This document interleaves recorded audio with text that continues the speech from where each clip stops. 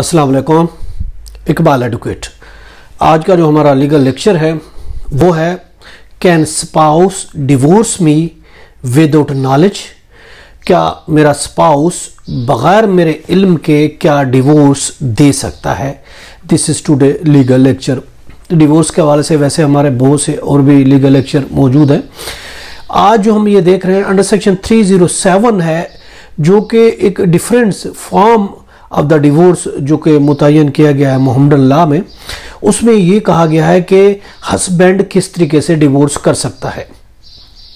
देखिए, हस्बैंड जो डिवोर्स कर सकता है उसका तरीक़ेकार अंडर सेक्शन 307 अगर हम देखते हैं मोहम्मदन लॉ में, उसमें ये कहा गया कि डिवोर्स के जो फॉर्म है डिवोर्स देने की, वो पहली बात तो ये बाई हस्बैंड एट विल होनी चाहिए, दूसरा है या फिर म्यूचुअल डिवोर्स होना चाहिए, या फिर तीसरा तरीका का है judicial degree of the divorce.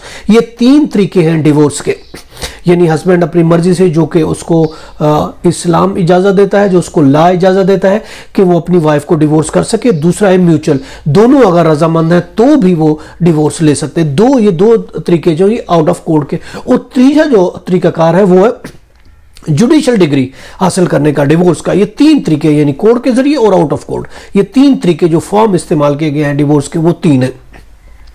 जो पहला है जो हस्बैंड एट विल है, जो हस्बैंड की मर्जी है, पहला हिस्सा तलाक वो है जो हस्बैंड अपनी मर्जी से डिवोर्स देता है, उसको कहलाया जाता है, वो तलाक कहलाया जाता है।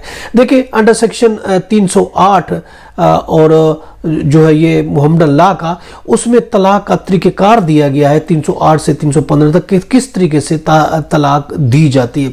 अगर हम बहमी रजामंदी की बात करते हैं, बहमी रजामंदी को डिवोर्स जो म्यूचुअल कंसेंट कहा जाता है, मुबारत, जो कि अंडर सेक्शन 320 में मोहम्मदन लॉ में दी गई है। अब अगर हम बात करते हैं 308 मोहम्मदन लॉ की, जो है डिवोर्स बाई तलाक, तलाक के जरिए डिवोर्स किस तरीके से होती है, उसके लिए ये कहा गया है कि हस्बैंड आपकी विल पर है, हस्बैंड की मर्जी पर है कि वो डिवोर्स, वो साउंड माइंड होना चाहिए, पहले बात तो ये है, आकिल होना चाहिए, बालिग होना चाहिए, विदाउट कोई काज होनी चाहिए, और इसके अलावा विटनेस होनी चाहिए।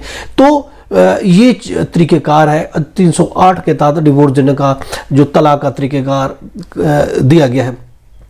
अब अगर हम लॉ की बात करते हैं तो इसमें देखिए कहीं ऐसा नहीं कहा गया कि बीवी को आगाह करना भी जरूरी है। उसमें यह कहा गया कि वो साउंड माइंड होना चाहिए और इसके अलावा आकिल बालिग होना चाहिए, और वो अपनी मर्जी से विटनेस की मौजूदगी में तलाक दे। इसमें कहीं ये नहीं लिखा गया, कहीं ये कोई मौजूद नहीं है कि बीवी को भी इतला दे, बीवी को भी इन्फॉर्म करे। हाँ, अगर वो तलाक वसूल नहीं कर रही तो तलाक को फाड़ देती है। दस्तखत करने के अगर बहुत से क्वेश्चंस भी आते हैं कि वो जो है तलाक वसूल नहीं करती, कि वो वाइफ ये समझती है मैं तलाक वसूल नहीं कर रही तो तलाक तो नहीं होगी, या तलाक का उसने पेपर भेजा, मैंने उसको फाड़ के फेंक दिया तो तलाक नहीं होगी, या फिर मैंने तो साइन किए नहीं, तलाक नहीं होगी। देखिए, ऐसा कुछ भी नहीं है।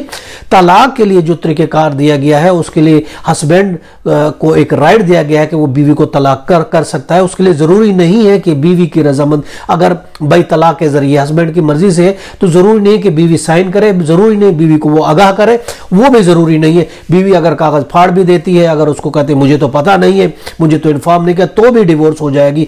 जो दिया गया है तरीका डिवोर्स का, उसमें ये कहीं नहीं है कि बीवी सामने बैठे, बीवी साइन करे, बीवी वसूल करे, ऐसा कुछ भी नहीं है। चाहे डॉक्यूमेंट फाड़ दे, एक दफा डिवोर्स हो गई तो हो गई, वो वापस नहीं हो सकती। तो इसलिए स्पाउस डिवोर्स दे सकता है, हस्बैंड डिवोर्स दे सकता है, और बीवी के नॉलेज के बगैर भी दे सकता है। उसमें बीवी का नॉलेज होना जरूरी नहीं है, उसके नॉलेज के बगैर भी दे सकता है। चाहे उसके इल्म में होती है या नहीं होती, तो तलाक जो है वो हो जाएगी और तलाक इफेक्टिव भी होगी। ये था आज का लीगल लेक्चर। इसके साथ इजाजत, फिर मिलेंगे। Have a nice day. Allah हाफिज़।